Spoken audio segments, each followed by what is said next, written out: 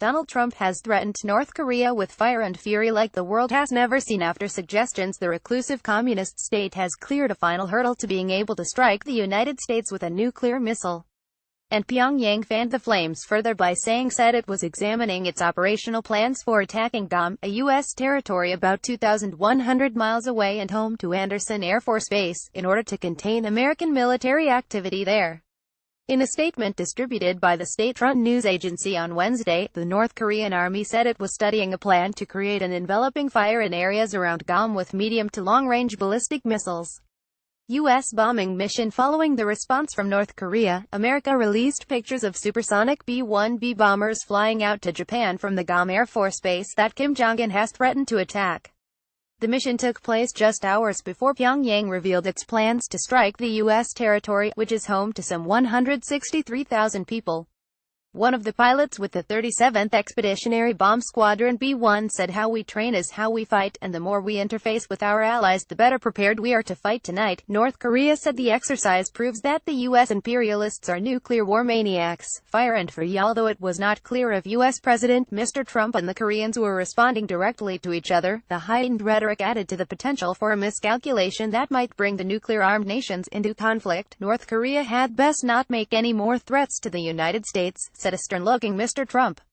They will be met with fire and fury like the world has never seen. Mr. Trump's stern words to the camera at his golf course in Bedminster, New Jersey, came hours after reports indicating North Korea can now wed nuclear warheads with its missiles, including those that may be able to hit the American mainland. THOUSANDFOLD response to North Korea's nuclear advances were detailed in an official Japanese assessment and a Washington Post story that cited U.S. intelligence officials and a confidential Defense Intelligence Agency report.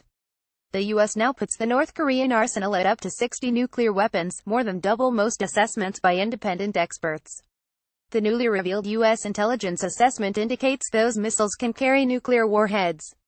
Condemning the UN sanctions, the North warned, "We will make the U.S. pay by 1,000-fold for all the heinous crimes it commits against the state and people of this country." Nuclear threat for North Korea. Having a nuclear-tipped missile that could strike America would be the ultimate guarantee against invasion by its superpower adversary and is an ambition decades in the making. The secrecy of the North's nuclear program and the underground nature of its test explosions make it very difficult to properly assess its claims, but the new assessments from Japan and the U.S. suggest that doubts over the North's abilities are receding. In an annual report, Japan's defense ministry on Tuesday concluded that it is possible that North Korea has achieved the miniaturization of nuclear weapons and has developed nuclear warheads. More stock markets slip as North Korea tensions build. More officials in Guam say it's safe from North Korea. However, a nuclear expert who has repeatedly visited North Korea's nuclear facilities said he doubted the country was yet capable of attacking Guam with medium to long-range missiles, saying escalating rhetoric from both the North and the U.S. was the real danger. Siegfried Hecker, a professor at Stanford University's Center for International Security and Cooperation, said although the North tested 2 intercontinental ballistic missiles last month, developing a nuclear warhead for such a missile was extremely challenging and still beyond North Korea's reach. Professor Hecker said the real threat was stumbling into an inadvertent nuclear war on the Korean peninsula by misunderstanding or miscalculation. French Navy ships sit in port at naval base Guam. Rex added inflammatory rhetoric on both sides will make that more likely. Residents in Guam will no doubt be concerned over North Korea's threats to hit them with Hwasong-12 missiles, which it says can carry a heavy nuclear warhead. But Pyongyang is still believed to lack expertise to allow a missile to re-enter the Earth's atmosphere without burning up, and another work in progress is the ability to strike targets with accuracy. U.S. reaction. The domestic response has seen some criticize Trump for his choice of language, with Democrat Ted Lieu describing the president as reckless. He tweeted, "Reckless for at POTUS to make provocative statements about North Korea back U.S. into a corner. We need de-escalation, not a miscalculation." Global reaction. The international community condemned North Korea's threats, with Australian Prime Minister Malcolm Turnbull describing the country as reckless, provocative, dangerous and a threat to peace.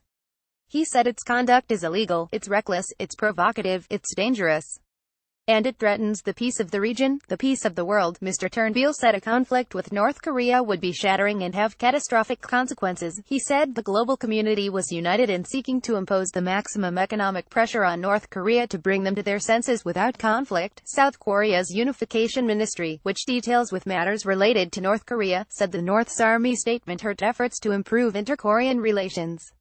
Ministry spokesman Paek Tae-hyun said Seoul remained committed to both dialogue and sanctions for solving the North Korean nuclear problem and called for Pyongyang to stop its provocations. More follows.